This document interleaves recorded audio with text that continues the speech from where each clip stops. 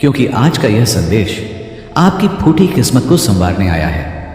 बाबा ने आपके लिए यह संदेश भेजा है कि आपके पास 5 मिनट का समय है बाबा को देने के लिए। क्या आप उनके इस अनमोल संदेश को सुनना चाहते हो? क्या आप अपनी जिंदगी में फिर से अच्छा समय लाना चाहते हो? तो इस संदेश को नजरअंदाज मत करना, क्योंकि यह संदेश तुम्हारे पास बेवजह नहीं आया है, अचानक से तुमने। इसीलिए तुम्हारा मार्गदर्शन करने बाबा खुद आ गए हैं। अपने संदेश के माध्यम से वह तुम्हारी जिंदगी में 4 चांद लगाना चाहते हैं। इसलिए बाबा की सारी बातें मानो और इस संदेश को बिल्कुल अंत तक सुनना, क्योंकि इस संदेश में अपने जीवन से जुड़ी तुम्हें ऐसी ऐसी बातें जानने को मिलेगी। आने वाले कल के जिम्मेदार तुम स्वयं होंगे, क्योंकि बाबा ने तो तुम्हारे लिए संदेश भेजा है। अब यह तुम्हारे हाथ में है। तुम इसे प्रेम पूर्वक स्वीकार करते हो या इसका अपमान करते हो। सबसे पहले नियम, करौली बाबा के सच्चे भक्त इस वीडियो को अभी लाइक कर दीजिए। बाबा तुम्हें समझा रहे हैं कि तुम भी अब जवानी के द्वार में कदम चुके हो और धीरे धीरे जवानी के दिन भी कट जाएंगे। उस समय तुम्हारे पास होगा बुढ़ापा। उस द्वार में तुम कोई मेहनत वाला काम नहीं कर पाओगे। तुम उस द्वार में कोई भी ऐसी युक्ति नहीं लगा पाओगे जो तुम्हें जिंदगी में आगे बढ़ाए, क्योंकि समय बीत गया होगा और इसी समय की महत्ता को तुम्हें समझना होगा। कभी कभी कुछ करने का मन करता है तो दिल में आता है थोड़ी देर एगरा चला लेता हूं या पर वीडियो देख लेता हूं, लेकिन कब 3 से 4 घंटे गुजर जाते हैं पता भी नहीं चलता।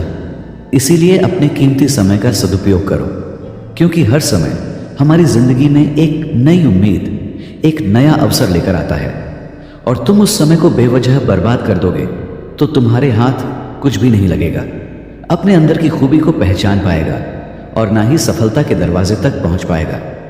एक बात का हमेशा ध्यान रखना कि जिंदगी में हम क्या बनते हैं ये हमारे ऊपर निर्भर है। कई बार तुम्हें ऐसा लगता है कि वह इंसान वह काम कर रहा है तो मैं भी वह काम करूं, क्योंकि वह तो बहुत पैसा कमा रहा है। अगर वह काम मैं करूंगा तो मैं भी बहुत पैसे कमाऊं।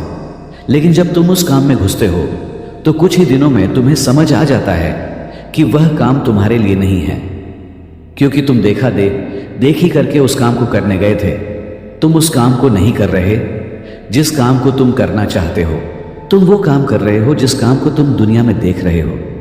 उस काम से तुम बहुत जल्दी बोर हो जाओगे, बहुत जल्दी उस काम से तुम्हारा मन उठ जाएगा।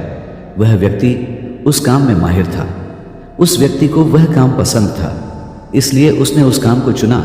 उसमें वह कामयाब भी हुआ, क्योंकि भगवान ने हर इंसान को अलग कला के साथ भेजा है। कोई सॉफ्टवेयर बनाने में माहिर है तो कोई व्यापार में माहिर है, कोई खेती में माहिर है तो कोई अलग अलग क्षेत्रों में माहिर है। लेकिन तुम किस काम को दिल से करना चाहते हो, जरा खुद विचार करो। उस काम को तुम करोगे तो हर हाल में तुम्हें सफल होने से कोई रोक नहीं पाएगा। हम सभी जीवन में धन कमाने के लिए हर संभव प्रयास करते हैं।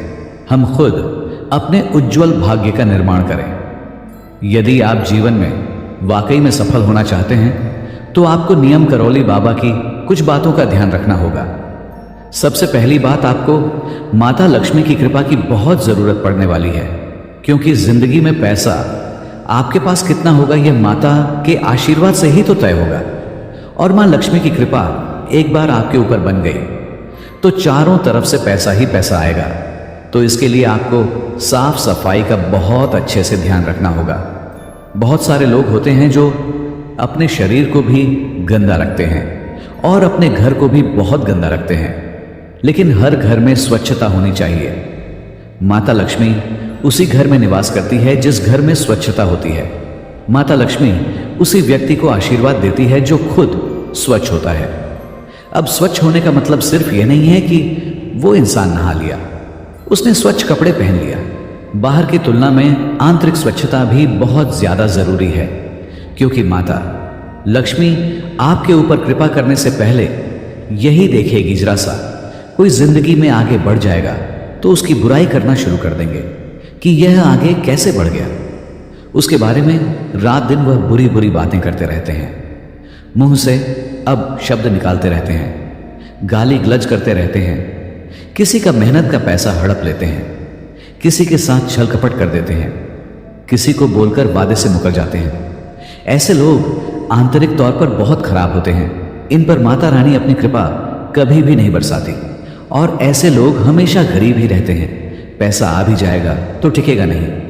आपको हमेशा अपने घर को स्वच्छ रखना है, अपने आप को स्वच्छ रखना है और मन को निर्मल और पवित्र बनाकर रखना है। कभी किसी की बुराई मत करो, क्योंकि कर्म लौट कर जरूर आता है सबका। अच्छा सोचो, सबके आगे बढ़ने की कामना करो। अगर तुम लोगों का अच्छा सोचोगे तो भगवान तुम्हारा अच्छा करेंगे। किसी की बुराई मत करो, क्योंकि हर इंसान इस दुनिया में अपना भाग्य लेकर आया है। साथ जिंदगी में हर समय इतना ध्यान रखना कि 4 जनों की बातों में आकर कोई फैसला मत लेना। जब तुम कुछ खुद की मर्जी का करना चाहोगे तो कोई ना कोई आ ही जाएगा ज्ञान की बातें करने, तुम्हें भटकाने और तुम्हें यह कहने कि यह काम तो बहुत कठिन है, इसमें तो तेरा पैसा लग जाएगा, इसमें तो तेरा समय लग जाएगा और हाथ कुछ भी नहीं आएगा। यह काम एक समय पर हमने भी किया था, कुछ नहीं हुआ, हम रोड पर आ गए।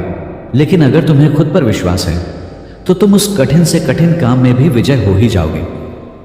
लेकिन उन लोगों की बातों में आकर तुमने अपने फैसले पर ही शक किया तो हर बार इसी वजह से पीछे रह जाओगे। बाबा तुम्हें यही तो समझा रहे हैं। मेरे बच्चे, तू चिंता क्यों करता है? तू जिंदगी में बस कदम आगे बढ़ा, तेरा रास्ता अच्छा और फूलों से भरा बनाने की जिम्मेदारी मेरी है। इसी वजह से हमारा काम बिगड़ गया। हमने जो सोचा था वह बहुत अच्छा सोचा था, इसलिए हमेशा अपने निर्णय पर भरोसा रखो, क्योंकि तुम्हारे साथ तो नियम करौली बाबा है। हमेशा उन्होंने तुम्हारा साथ दिया है, तो जिंदगी की परीक्षा की घड़ी में वह तुम्हें अकेला कभी नहीं छोड़ेंगे। बस इतना ध्यान रखना कि खुद पर विश्वास कम मत होने देना।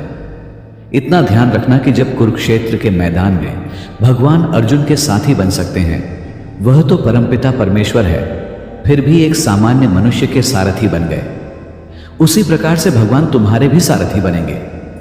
लेकिन तुम्हें खुद को अर्जुन बनाना होगा। अर्जुन कौन थे?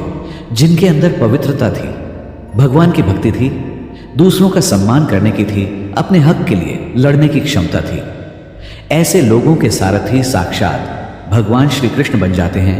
उन्होंने पूरी नारायणी सेना का त्याग कर दिया और भगवान श्री कृष्ण को चुना। उस समय दुर्योधन उनके ऊपर हंसने लगा कि अर्जुन, तू कितना बड़ा मूर्ख है, ने इतने सारे लोगों की सेना को छोड़ दिया और एक व्यक्ति का चयन किया। जरा विचार तो कर, एक और इतने सारे योद्धा होंगे और एक साइड तेरे साथ सिर्फ श्री कृष्ण, तुम कैसे जीतोगे? लेकिन अर्जुन जानता था कि श्री कृष्ण परमात्मा है। चैनल को लाइक, शेयर, सब्सक्राइब करें और कमेंट बॉक्स में जय नियम करौली बाबा जरूर लिखें।